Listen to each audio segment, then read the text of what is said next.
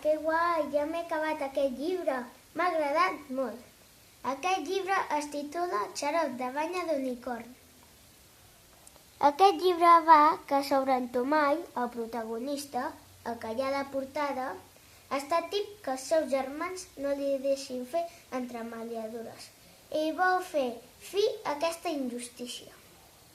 Un dia va anar amb una rata molt sàvia i li va dir que hi havia una solució, que era que tenia de fer una gran aventura per aconseguir el xarop especial, el xarop de banya d'unicorn. I així ho va fer.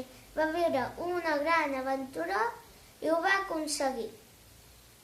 Aquest llibre és en blanc i negre. I té 123 pàgines.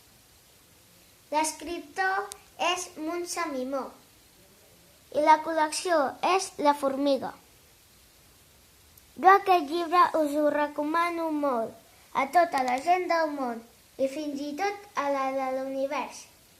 Jo he volgut participar en aquest concurs perquè vull guanyar més llibres de La Formiga i sobretot d'animallibres.